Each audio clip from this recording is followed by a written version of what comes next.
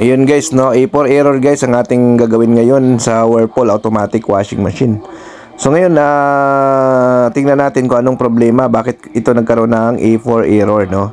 Ayan, so ang gagawin namin guys, buksan natin to yung likod, no. Pati tingnan natin yung mga wiring connection nito. Tingnan natin kung anong problema, baka kasi ito ay ngat-ngat lang, no, kasi nga bago pa yung washing machine na ito, no. So ang gagawin namin guys, buksan namin to yung pinaka top cover. Tingnan natin yung mga connection, yung wiring connection mula sa sensor, sa inlet, no, hanggang board.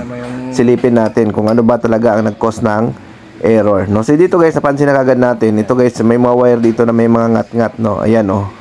May mga ngat-ngat na ito guys, pero hindi naman siya putol, no. Kumbaga mayroon niyang ngat-ngat ng daga. So may indication guys na pinasok nga ito ng daga, no, kasi nga mayroong ngat-ngat dito sa wiring connection niya.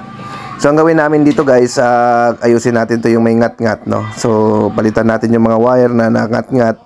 Palitan natin siya ng bagong wire, no, para naman hindi magkaroon ng grounded, no, kasi pagka once hindi natin pinalitan yan, mayroong ngat-ngat yan, pag naglalaba tayo magkaroon ng ground yan, no. So kailangan guys ay palitan natin at i-seal natin yung pinaka wiring dito, no. So yun palang nakita natin guys. So ngat-ngat siya ng daga, no.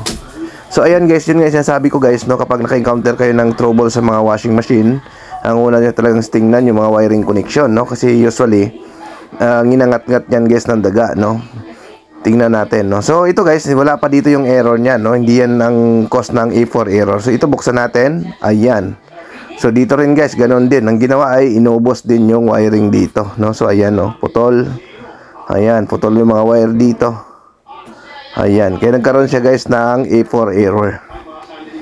Ayan, so yun, pati ito guys, i-rewire namin ito.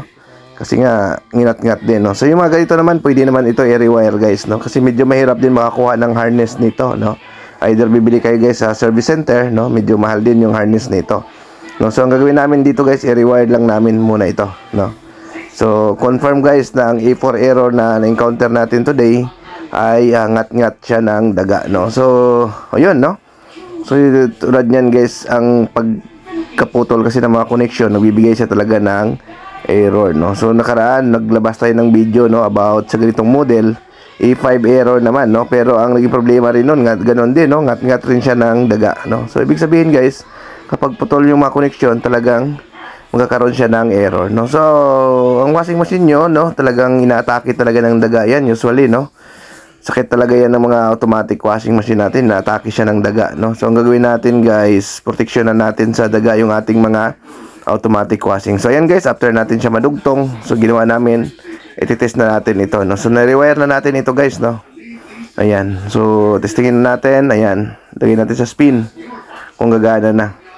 Ayan, kanina kasi nung nilagay natin sa spin, nagkaroon siya kagad ng A4 error. Ayan, so nandito pala tayo guys sa Garden Villas, no, Santa Rosa, Laguna, no. So nandito tayo nag-service ngayon. So ang date ngayon ay December 30, no. So ayan. So yun, no. Hindi na lumabas guys yung error, no. Tingnan lang natin guys kung iikot na ito, no. Ayan, so may ikot na guys, no, wala na siyang problema. So yun lang, no, yun lang naman ginangat ng daga, no. So ang gagawin lang nito guys ng customer natin, i-secure lang na hindi balikan ulit. Kasi pag once na binalikan ito, ganun na naman ang mangyayari, no. Magtatawag na naman siya ulit ng technician para gawin itong washing machine niya, no. So ayan, so yun, okay na ito guys, no, wala nang problema. Okay guys, thank you, bye bye.